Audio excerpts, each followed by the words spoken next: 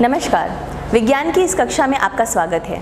आज हम लोग हाई स्कूल में विज्ञान विषय में 15वें अध्याय हमारा पर्यावरण का अध्ययन करने जा रहे हैं। बच्चों, आज हम इस पाठ में सीखेंगे कि पर्यावरण क्या होता है, पर्यावरण के घटक क्या क्या होते हैं, पाइतंत्र के क्या घटक होते हैं, मनुष्य कैसे अपने क्रियाकलापों से पर्यावरण पर प्रभाव डालता है, हम लोग कैसे इस पर्यावरण का हिस्सा हैं, इन सब बातों के बारे में आज हम लोग जानेंगे। इस बात का अध्ययन करने के लिए हमने इसे 5 मुख्य बिंदुओं में बांटा हुआ है। ये 5 मुख्य बिंदु हैं। सबसे पहले भूमिका, इसमें हम पर्यावरण के बारे में सामान्य चर्चा करेंगे कि पर्यावरण क्या होता है। दूसरा बिंदु है अपशिष्टों का पर्यावरण पर प्रभाव। इसमें हम ये भी जानेंगे कि अपशिष्ट क्या होते हैं, कितने प्रकार के होते हैं और किस प्रकार पर्यावरण पर प्रभाव डालते हैं। तीसरे बिंदु पे हम पारितंत्र के बारे में चर्चा करेंगे और उसके संघटकों के बारे में जानेंगे। चौथे बिंदु में हम आहार श्रृंखला और खाद्य जाल के बारे में जानेंगे और ये भी देखेंगे कि कैसे मनुष्य इस आहार श्रृंखला और खाद्य जाल का हिस्सा है। अंतिम बिंदु में हम मानव क्रियाकलापों के पर्यावरण के प्रभाव के बारे में चर्चा करेंगे। आइए सबसे पहले शुरू करते हैं पर्यावरण से। पर्यावरण जो शब्द है ये 2 शब्दों से मिलकर बना है, परि और आवरण। परि का अर्थ होता है चारों ओर से और आवरण का अर्थ होता है ढके हुए, यानी वह जो हमें चारों ओर से घेरे हुए है, हमें ढके हुए है, वही हमारा पर्यावरण है। इसमें सभी सजीव भी आ जाते हैं, यानी जंतु, जानवर, पेड़ पौधे, सूक्ष्म जीव आदि, और सभी अजीब वस्तुएं भी आ जाती हैं, जैसे कि मिट्टी, हवा, पानी, ये सभी चीज़ें पर्यावरण का भाग बनाती हैं।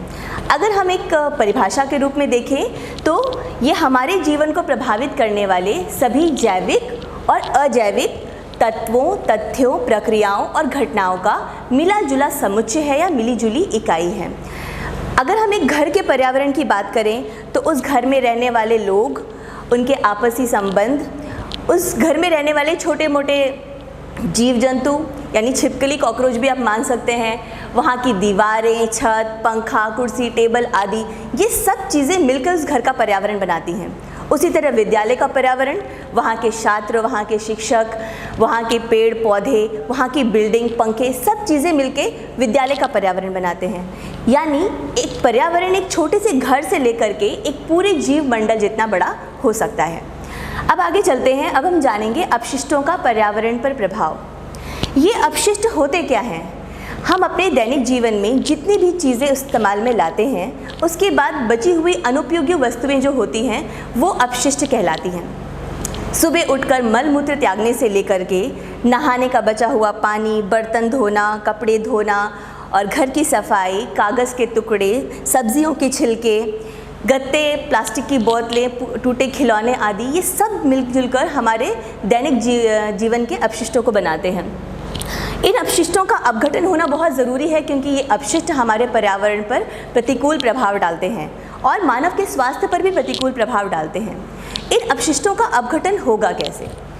इससे पूर्व के पाठ में, जैव प्रक्रम पाठ में हमने पढ़ा था पाचन तंत्र के बारे में कि कैसे हमारे शरीर में भिन्न भिन्न एंजाइम भोजन के भिन्न भिन्न तत्वों का पाचन करती हैं।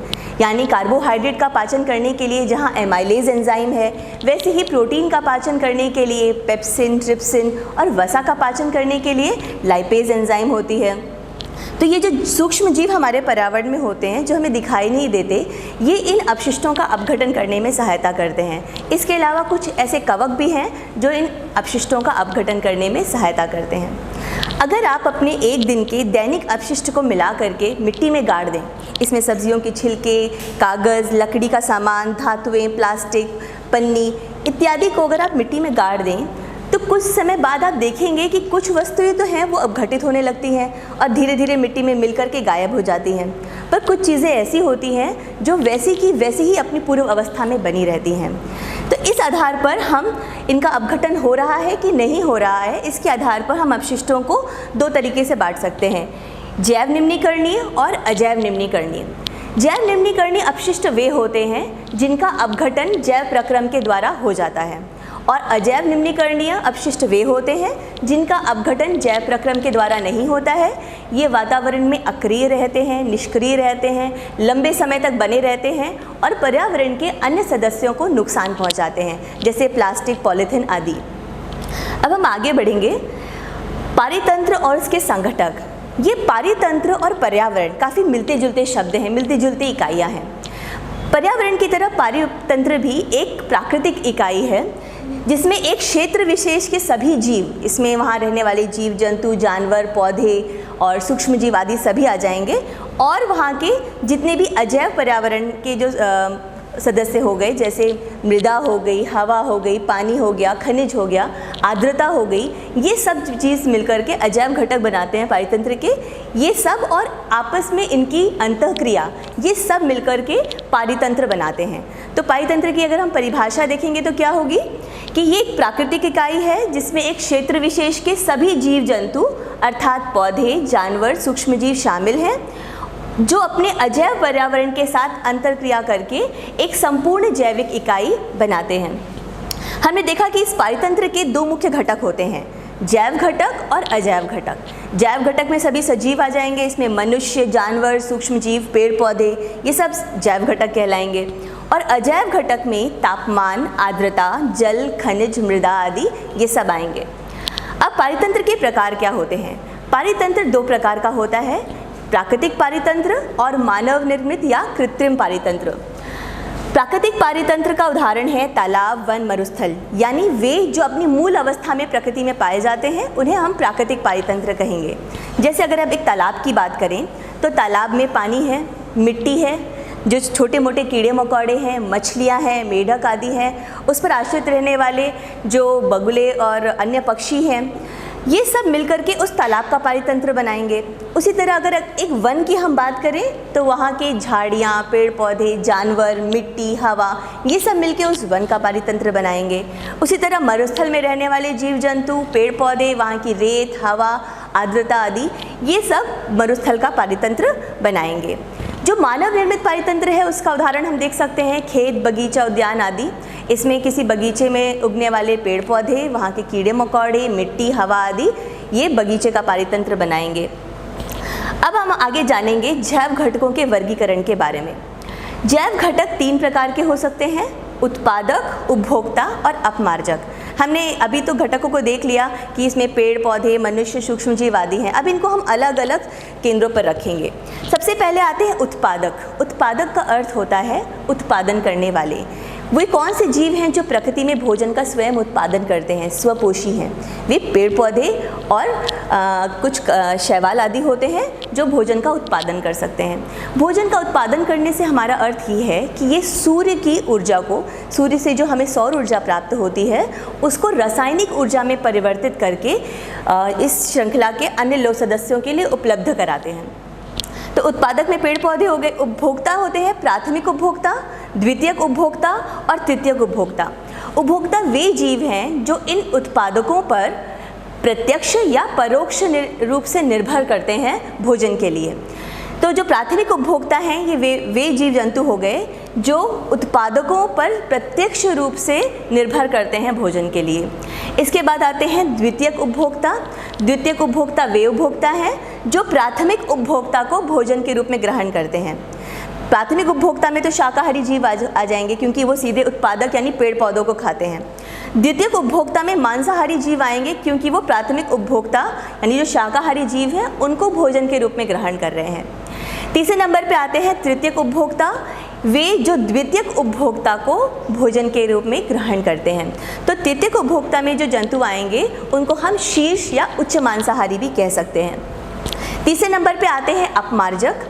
अपमार्जक जिनको हम अपघटक भी कह सकते हैं, इसमें सभी सूक्ष्म जीव, कवक आदि आते हैं जो सभी उत्पादक और उपभोक्ता यानी इससे पहले की श्रृंखला के सभी जीवों का अपघटन करने का कार्य करते हैं। हमें पता है कि सभी सजीव जो हैं वो कार्बनिक पदार्थों के बने हुए हैं, तो इनका कार्य ये होता है कि इन जटिल कार्बनिक पदार्थों को सरल कार्बनिक पदार्थों में परिवर्तित करके मिट्टी में मिलाना, ताकि ये पौधों द्वारा यानी उत्पादकों द्वारा पुनः उपयोग में लाए जा सकें। अब हम देखेंगे आहार श्रृंखला और खाद्य जाल के बारे में। आहार श्रृंखला विभिन्न जैविक स्तरों पर भाग लेने वाले जीवों की श्रृंखला ही आहार श्रृंखला कहलाती है। ये जो हमने उत्पादक उपभोक्ताओं के बारे में पढ़ा, ये सभी इस आहार श्रृंखला के सदस्य होते हैं क्योंकि ये एक दूसरे पर आश्रित रहते हैं। तो भोजन के लिए एक दूसरे पर आश्रित रहने वाले जीवों की श्रृंखला को भी हम आहार श्रृंखला कह सकते हैं। यहाँ पे एक आहार श्रृंखला का उदाहरण दिया हुआ है। यहाँ आप देख सकते हैं ये पेड़ पौधे हैं जो उत्पादक हैं, फिर प्राथमिक उपभोक्ता यानी छोटे मोटे कीड़े मकोड़े जो इन पेड़ पौधों को खाते हैं, इन पर भोजन के लिए निर्भर करते हैं। फिर आते हैं द्वितीयक उपभोक्ता। यहाँ मेढक जो है वो द्वितीयक उपभोक्ता है क्योंकि वो प्राथमिक उपभोक्ता यानी कीड़े मकोड़ों को खा रहा है। तीसरे नंबर पे है तृतीयक उपभोक्ता जो कि मेढक को खा करके उसको भोजन के रूप में ग्रहण करता है, तो ये तृतीयक उपभोक्ता कहलाएगा। और सांप को खाने वाला जो बाज है या चील है ये उच्च उपभोक्ता या शीर्ष मांसाहारी कहलाएगा। तो खाद्य श्रृंखला को हम चित्र के माध्यम से और शब्दों के माध्यम से भी दर्शा सकते हैं। अब आगे बढ़ते हैं। यहाँ पे कुछ आहार श्रृंखलाओं के उदाहरण दिए हुए हैं बच्चों। ये एक वन की आहार श्रृंखला की एक छोटी सी आहार श्रृंखला है जिसमें आप देख सकते हैं कि पेड़ पौधे ये हमारे प्राथमिक उत्पादक हो गए। इन पर आश्रित रहने वाला हिरन जो है ये प्राथमिक उपभोक्ता कहलाएगा। और हिरन को भोजन के रूप में ग्रहण करने वाला जो शेर है ये द्वितीयक उपभोक्ता कहलाएगा क्योंकि वो प्राथमिक उपभोक्ता को भोजन के रूप में ग्रहण कर रहा है। तो एक छोटी सी आहार श्रृंखला है। अगर हम घास के मैदान की बात करें तो घास के मैदान में ये जो पेड़ पौधे हैं ये उत्पादक हो गए। इन पर आश्रित रहने वाले कीड़े मकोड़े जैसे टिड्डा ये प्राथमिक उपभोक्ता हो गए। टिड्डे पर आश्रित रहने वाला मेढक जो है ये द्वितीयक उपभोक्ता कहलाएगा। मेढक को भोजन के रूप में ग्रहण करने वाला जो सांप है ये तृतीयक उपभोक्ता कहलाएगा। और सांप को भोजन के रूप में ग्रहण करने वाला जो चील, गिद्ध, बाज आदि हैं ये शीर्ष मांसाहारी या उच्च उपभोक्ता कहलाएंगे। जनरली आहार श्रृंखला जो होती है वो 3 या 4 चरणों की ही होती है। आगे हम देखेंगे तालाब में आहार श्रृंखला का उदाहरण। यहाँ पानी में उगने वाले जो पेड़ पौधे हैं ये उत्पादक कहलाएंगे। इन पर आश्रित रहने वाले छोटे मोटे जलीय जंतु जो हैं ये प्राथमिक उपभोक्ता कहलाएंगे। इन जलीय जंतुओं पर आश्रित रहने वाली जो मछली है वो द्वितीयक उपभोक्ता कहलाएगी। और उस मछली को भोजन के रूप में ग्रहण करने वाला बगुला, सारस या फिर हम कह सकते हैं बड़ी मछलियाँ भी हैं, ये भी शीर्ष मांसाहारी या उच्च उपभोक्ता कहला सकती हैं। अब हम इन आहार श्रृंखला को अगर हर एक चरण के बारे में देखें तो इसके हर चरण को पोषी स्तर कहा जाता है। तो उत्पादक जो हैं ये इस पोषी स्तर पर सबसे नीचे आते हैं क्योंकि यहीं से आहार श्रृंखला शुरू होती है। तो पोषी स्तर पर सबसे नीचे आते हैं प्राथमिक उत्पादक। इसमें सभी पेड़ पौधे पादप आ जाएंगे। अगर हम जलीय आहार श्रृंखला की बात करें तो इसमें पादप प्लवक आ जाएंगे। अगर हम घास के मैदान की बात करें तो घास हो जाएगी। और अगर हम जंगलों की बात करें तो वृक्ष प्राथमिक उत्पादक कहलाएंगे। इसके बाद आते हैं प्राथमिक उपभोक्ता। ये हमारा द्वितीय पोषी स्तर बनाते हैं। इसमें शाकाहारी जीव आएंगे क्योंकि ये उत्पादकों को सीधे भोजन के रूप में ग्रहण करते हैं। तो प्राथमिक उपभोक्ता में अगर हम तालाब की या जलीय आहार श्रृंखला की बात करें तो जंतु प्लवक क्योंकि पादप प्लवकों को खाते हैं तो ये प्राथमिक उपभोक्ता हो जाएंगे। टिड्डे घास पर आश्रित रहते हैं तो ये प्राथमिक उपभोक्ता हो गए। और अगर गाय की बात करें तो वो पेड़ पौधों पर आश्रित रहती है तो ये प्राथमिक उपभोक्ता कहलाएंगे जीव। इसके बाद आते हैं द्वितीयक उपभोक्ता। ये तृतीय पोषी स्तर बनाते हैं। तृतीय पोषी स्तर में मांसाहारी जीव आएंगे क्योंकि ये मांसाहारी जीव शाकाहारी जीवों पर भोजन के लिए आश्रित हैं। तो ये शाकाहारी जीवों को भोजन के रूप में ग्रहण करते हैं। तो अगर हम बात करें जलीय आहार श्रृंखला की तो मछलियाँ जो हैं ये तृतीय पोषी स्तर बनाएंगी। इसको द्वितीय उपभोक्ता भी कह सकते हैं। जंगल में भेड़िया हो सकता है द्वितीयक उपभोक्ता और पक्षी भी द्वितीयक उपभोक्ता हो सकते हैं। तृतीयक उपभोक्ता जो होते हैं ये चौथा पोषी स्तर बनाते हैं जिसमें मुख्यतः उच्च मांसाहारी जीव आते हैं। और इसमें अधिकतर मनुष्य और शेर जो हैं ये तृतीयक उपभोक्ता में आते हैं क्योंकि मांसाहारी जीवों का भी भक्षण करने वाले जो जीव हैं वो उच्च मांसाहारी या तृतीयक उपभोक्ता कहलाते हैं। अब इसके आगे वाले चरण में हम देखेंगे ये एक पारिस्थितिकी पिरामिड है। इसमें हर एक पोषी स्तर को एक पिरामिड के रूप में दर्शाया गया है। इसमें सबसे नीचे उत्पादक आते हैं। उत्पादक किसी भी पोषी स्तर में सबसे नीचे और सबसे अधिक मात्रा में होते हैं। जैसे अगर आप किसी जंगल की बात करें तो जंगल में सबसे अधिक मात्रा किसकी होगी? पेड़ पौधों की होगी। तो ये उत्पादक सबसे पोषी स्तर में नीचे और सबसे अधिक मात्रा में होते हैं। इसके बाद धीरे धीरे जैसे जैसे पिरामिड में हम ऊपर बढ़ते हैं जीवों की संख्या जो है पोषी स्तर में घटती जाती है। यानी प्राथमिक उपभोक्ता की जो संख्या है वो उत्पादकों से कम होती है। इसके बाद द्वितीय उपभोक्ता की जो संख्या है वो प्राथमिक उपभोक्ता से कम होती है। और तृतीय उपभोक्ता की जो संख्या होती है वो द्वितीय उपभोक्ता से भी कम होती है। इसमें हर एक पोषी स्तर का अपना एक महत्व होता है। आहार श्रृंखला में हर पोषी स्तर पर्यावरण के संतुलन के लिए बहुत ही महत्वपूर्ण होता है। जैसे कि उत्पादक है, अगर किसी भी आहार श्रृंखला से, अगर जंगल की हम बात करें, उस जंगल की आहार श्रृंखला से अगर उत्पादकों को हम हटा दें, यानी पेड़ पौधों को हटा दें, तो क्या होगा? हिरन बिना भोजन के मर जाएगा, और अगर हिरन मर गया तो शेर भी मर जाएगा। यानी ये सभी पोषी स्तर एक दूसरे पर आश्रित हैं। उसी तरह अगर हम प्राथमिक उपभोक्ता को अगर पोषी स्तर से हटा दें, यानी हिरन को हटा दें, तो क्या होगा? वहाँ पे पेड़ पौधों की संख्या बहुत अधिक बढ़ जाएगी, और शेर जो है वो भूख के कारण मर जाएगा, क्योंकि उसे हिरन खाने के लिए नहीं मिलेगा। उसी तरह अगर हम उच्च स्तर पर शेर को ही हटा दें किसी आहार श्रृंखला से, तो क्या होगा? ऐसे में हिरनों की संख्या बहुत अधिक बढ़ जाएगी, और सभी हिरन जो हैं वो पेड़ पौधों को खा जाएंगे, फिर उनके लिए भी भोजन नहीं बचेगा और वो भी मर जाएंगे, और आहार श्रृंखला भी नहीं बचेगी। इसी तरह हम देख रहे हैं कि इस पोषी स्तर में हर एक का अपना एक महत्वपूर्ण योगदान होता है। अब आगे हम देखते हैं, ये भी एक पारिस्थितिकी पिरामिड है। इसमें चित्र के माध्यम से पारिस्थितिकी पिरामिड को दर्शाया गया है कि ये एक घास के मैदान में उत्पादक हो गए पेड़ पौधे, उस पर आश्रित रहने वाले खरगोश ये प्राथमिक उपभोक्ता हो गए, खरगोश पे आश्रित रहने वाला जो सांप है वो द्वितीयक उपभोक्ता हो गया, और सांप पे आश्रित रहने वाली जो चील है वो शीर्ष मांसाहारी या उच्च उपभोक्ता कहलाएगी। अब हम देखेंगे ऊर्जा का एक दिशिक प्रवाह।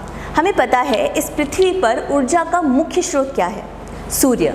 सूर्य की ही ऊर्जा द्वारा हम सभी जीव जंतु हैं संचालित होते हैं, लेकिन हम इस सूर्य की ऊर्जा का सीधे प्रयोग नहीं कर सकते। यानी इस सूर्य की ऊर्जा को रासायनिक ऊर्जा में बदलने का काम केवल पेड़ पौधे ही कर सकते हैं। ये पेड़ पौधे ही होते हैं जो इस प्रकाश ऊर्जा को, इस सौर ऊर्जा को रासायनिक ऊर्जा में परिवर्तित करके हमारे लिए भोजन के लिए उपलब्ध कराते हैं।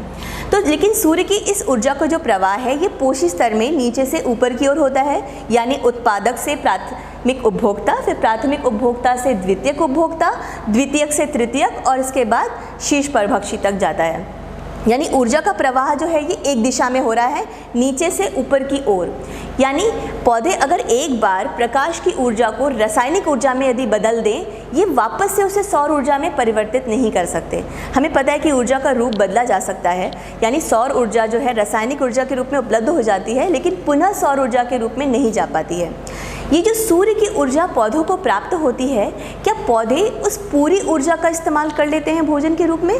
नहीं, ऐसा नहीं होता, बल्कि सूर्य से जितनी भी ऊर्जा पेड़ पौधों को प्राप्त होती है उसका मात्र 1% ही रासायनिक ऊर्जा में परिवर्तित हो पाता है।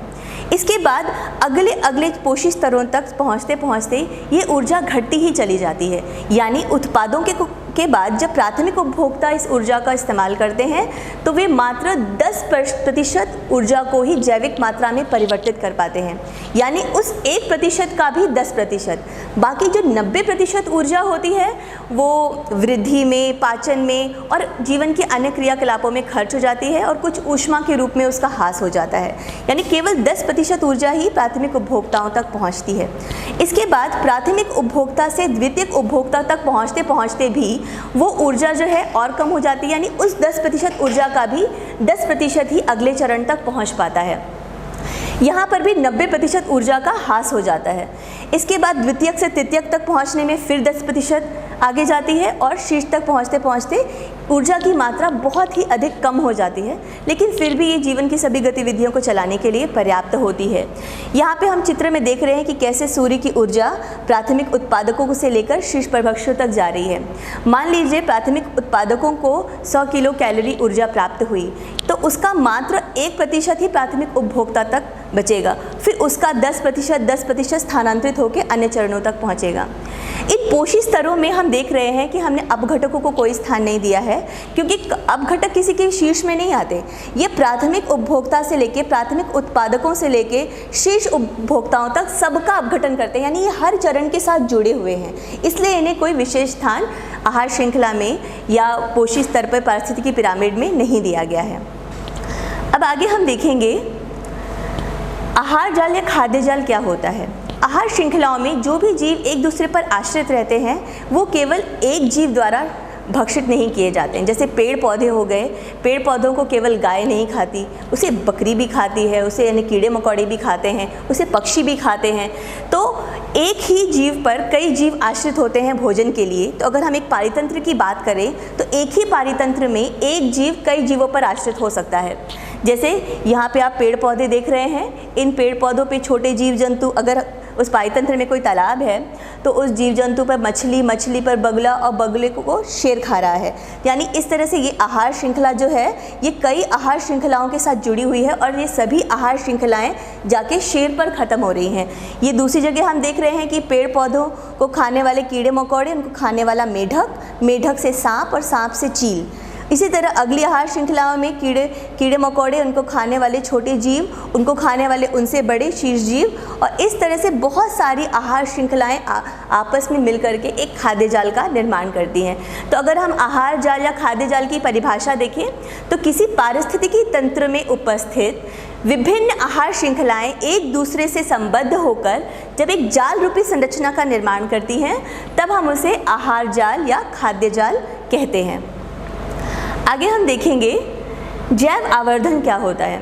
हमने ऊर्जा के प्रवाह में देखा कि कैसे पोषी स्तरों में ऊर्जा का प्रवाह होता है, लेकिन इन पोषी स्तरों में केवल ऊर्जा का ही प्रवाह नहीं होता है, कभी कभी कुछ हानिकारक तत्व भी पोषी स्तरों में स्थानांतरित होते जाते हैं। जैसे मनुष्य है, ये अपने खेती को बढ़ाने के लिए या कीड़ों को नुकसान पहुंचाने के लिए कीटनाशक या पीड़कनाशकों का उपयोग करते हैं। ये हानिकारक रासायनिक पदार्थ जो होते हैं ये पर्यावरण पर और जीवों के स्वास्थ्य पर प्रतिकूल प्रभाव डालते हैं। ये मिट्टी में अवशोषित होकर या किसी जलीय स्रोत में मिल करके किसी तरह आहार श्रृंखला में प्रवेश कर जाते हैं और जैसे जैसे आहार श्रृंखला द्वारा भोजन का स्थानांतरण होता है ये उच्च आहार श्रृंखला के स्थान पर संचित होते चले जाते हैं। इसी प्रक्रिया को जैव आवर्धन कहा जाता है। तो जैव आवर्धन क्या है?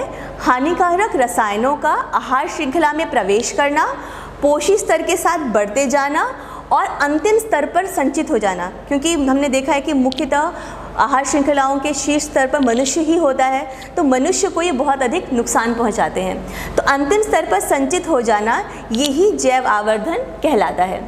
अब हम देखेंगे मानव क्रियाकलापों का पर्यावरण पर क्या प्रभाव पड़ता है। यूँ तो मानव के क्रियाकलाप पर्यावरण पर बहुत तरीके से प्रतिकूल प्रभाव डालते हैं। आपने वैश्विक उष्मीकरण यानी ग्लोबल वार्मिंग के बारे में सुना होगा, तमाम तरह के प्रदूषण भी सुने होंगे जो मानव की गतिविधियों के कारण पैदा होते हैं। पर यहाँ पे आज हम केवल 2 समस्याओं पर चर्चा करने जा रहे हैं। सबसे पहला है ओजोन परत अपक्षयन और दूसरा है अपशिष्ट निपटान या कचरा प्रबंधन। सबसे पहले हम ओजोन परत अपक्षयन के बारे में बात करेंगे। ओजोन जो है ये ऑक्सीजन के 3 परमाणुओं से मिलकर बनी होती है। हमें पता है कि वायुमंडल में ऑक्सीजन जो है, ऑक्सीजन का एक अणु ऑक्सीजन के 2 परमाणुओं से मिलकर बनता है। ये जो ओजोन है ये ऑक्सीजन के 3 परमाणुओं से बनी होती है, इसलिए इसका सूत्र O3 होता है। पराबैंगनी किरणों द्वारा जो वायुमंडल में ऑक्सीजन होती है उसका अपघटन कर दिया जाता है और ऑक्सीजन अपने परमाणुओं में टूट जाती है और ऑक्सीजन के यही परमाणु फिर आपस में मिलकर के ओजोन का निर्माण करते हैं। ये ओजोन हमारे वायुमंडल पे एक पूरे चादर की तरह उसे ओढ़े रहती है और सूर्य से आने वाली हानिकारक पराबैंगनी किरणों को धरती तक पहुंचने से रोकती है। वो पराबैंगनी किरणें जो पर्यावरण पर, पेड़ पौधे पर, मनुष्य पे कई प्रकार के रोगों का कारण बन सकती है। ओजोन द्वारा पराबैंगनी किरणों से सुरक्षा होती है। पराबैंगनी किरणों का मानव और जीव जंतुओं पर दुष्प्रभाव पड़ता है। क्या दुष्प्रभाव पड़ता है? ये स्किन कैंसर जैसी बीमारी तक का कारण बन सकती है। वर्ष 1980 में ओजोन की मात्रा में गिरावट को देखते हुए सभी देश बड़े चिंतित हुए, तो इन्होंने वर्ष 1987 में संयुक्त राष्ट्र पर्यावरण कार्यक्रम आयोजित किया, जिसमें सब लोगों ने ये निश्चय किया कि जो ओजोन की मात्रा है उसे वर्ष 1986 तक ही सीमित रखा जाएगा। यानी ओजोन की जो परत है हमारे लिए बहुत ही इस्तेमाल करने योग्य है, मतलब ये हमारे पर्यावरण को बचाती है। लेकिन इस ओजोन को क्लोरोफ्लोरोकार्बन जो रसायन हैं ये बहुत नुकसान पहुंचाते हैं। ये क्लोरोफ्लोरोकार्बन फ्रिज, रेफ्रिजरेटर, अग्निशमन, एसी आदि यंत्रों में पाए जाते हैं। अब हम देखेंगे अपशिष्ट निपटान या कचरा प्रबंधन के बारे में। अपशिष्ट क्या होते हैं बच्चों, इसके बारे में हम लोग पहले ही पढ़ चुके हैं, ये कितने प्रकार के होते हैं। लेकिन ये अपशिष्ट हमारे पर्यावरण पर प्रतिकूल प्रभाव डालते हैं, इसलिए इनका सही तरीके से निपटान करना बहुत ही आवश्यक होता है। हमने अपशिष्टों के पहले 2 प्रकार देख लिए थे। अपघटन के आधार पर जैव निम्नीकरणीय, अजैव निम्नीकरणीय अपशिष्ट होते हैं। संरचना के आधार पर अगर हम देखें तो ये अपशिष्ट 4 प्रकार के हो सकते हैं: ठोस, तरल, गैस और रेडियोधर्मी। ठोस अपशिष्ट में लकड़ी, कागज़, धातु प्लास्टिक आदि, ये सब ठोस अपशिष्ट कहलाएंगे। तरल अपशिष्ट में उद्योगों से निकलने वाले तरल अपशिष्ट, तैलीय अपशिष्ट, ये सब तरल अपशिष्ट कहलाएंगे। और चिमनियों द्वारा निकलने वाली हानिकारक गैसें, वाहनों द्वारा निकलने वाली हानिकारक गैसें, ये गैसीय अपशिष्ट बनाएंगी। और इलेक्ट्रॉनिक उपकरण आदि जो हैं ये रेडियोधर्मी प्रदूषण का कारण बनते हैं, ये रेडियोधर्मी अपशिष्ट कहलाते हैं। अब अगर हम स्रोत के आधार पर देखें तो ये अपशिष्ट 4 प्रकार के हो सकते हैं। घरेलू अपशिष्ट यानी घरों से निकलने वाला जो अपशिष्ट है वो घरेलू अपशिष्ट कहलाएगा। इसमें फलों सब्जियों के टुकड़े, कागज़, प्लास्टिक, पन्नी आदि ये सब घरेलू अपशिष्ट बनाते हैं। औद्योगिक अपशिष्ट में गैसीय अपशिष्ट भी हो जाएंगे, तरल अपशिष्ट जो बहाए जाते हैं, और उत्पादों से बचे हुए जो अपशिष्ट होते हैं उनको भी औद्योगिक अपशिष्ट कहा जाएगा। चिकित्सीय अपशिष्ट में दवाइयों के खाली पैकेट और ग्लूकोज की बोतलें और रक्त से सने हुए कपड़े और मांस के टुकड़े इत्यादि, ये सब चिकित्सीय अपशिष्ट बनाते हैं। कृषि अपशिष्ट में घास फूस और पराली इत्यादि। कृषि अपशिष्टों के बारे में आपने अक्सर सुना होगा, गर्मी के मौसम में हरियाणा और राजस्थान की तरफ जो पराली जलाई जाती है उसके कारण प्रदूषण की मात्रा बहुत अधिक हो जाती है, क्योंकि इन कृषि अपशिष्टों को निपटाने के लिए अभी बहुत अच्छी व्यवस्था सरकार द्वारा नहीं हो पाई है। अब देखेंगे हम अपशिष्ट के प्रबंधन के तरीकों के बारे में। इन अपशिष्टों का निपटान कैसे किया जाए, इसमें से जो पौराणिक तकनीकें पहले से उपलब्ध हैं उसमें दफन यानी अपशिष्टों को दफनाना यानी दबा देना मिट्टी के अंदर और उन्हें गाड़ देना। दूसरी तकनीक आती है दहन तकनीक। दहन में अपशिष्टों को जला दिया जाता है, पर यह भी वायु प्रदूषण का कारण बन सकती है, इसलिए ये भी बहुत अच्छी तकनीक नहीं है। जो आजकल तकनीक जिन पर बल दिया जा रहा है वो मुख्यतः ये 3 तकनीकें हैं। पुनर्चक्रण के इन अपशिष्टों का पुनर्चक्रित करके हम पुनः इस्तेमाल योग्य बना लें, जिसमें कचरा, कपड़ा और धातुएं आदि हैं जिनका पुनर्चक्रण किया जा सकता है। पुनर्परिष्करण में अपशिष्टों का हम किसी दूसरी तरीके से प्रयोग कर सकते हैं, यानी ऊर्जा के उत्पादन में हम उसको खाद बना के इस्तेमाल कर सकते हैं, हम बायोगैस बना सकते हैं, इस तरह से हम उसका पुनर्परिष्करण कर सकते हैं। इसके बाद आता है परिहार, परित्याग या कटौती। परिहार का अर्थ है छोड़ देना, इस्तेमाल करना कम कर दें। जैसे अभी सरकार द्वारा बहुत ही जोर दिया जा रहा है कि पन्नियों का उपयोग यानी पॉलीथीन का प्रयोग कम से कम किया जाए, तो इनके परिहार कर देना, उनको छोड़ देना इस्तेमाल करना, उनको कटौती कर देना इनके प्रयोग में, ये भी एक अच्छी तकनीक है जिससे अपशिष्टों से बचा जा सकता है। यहाँ देख रहे हैं कि जो कूड़े का निपटान एक साथ कर दिया जाता है, ऐसे में इनको अलग अलग करना बहुत मुश्किल हो जाता है। इसके लिए सरकार ने अभी 2 तरीके के डस्टबिन का प्रयोग पे बल दिया है, नीला और हरा। हरे में गीले अपशिष्टों का निपटान किया जाए और नीले में सूखे अपशिष्टों का निपटान किया जाए। हम देखेंगे इस पूरी घटनाक्रम को हम 3 मुख्य चरणों में बांट सकते हैं। रिड्यूस, रीयूज़ और रिसाइकिल्स को हम 3R कहते हैं। रिड्यूस यानी प्रयोग में कमी लाना, रीयूज़ यानी दोबारा से प्रयोग करना, और रिसाइकिल यानी इन सब का पुनः चक्रण करना। अब देखेंगे इस पार्ट में अब हमने क्या क्या सीखा।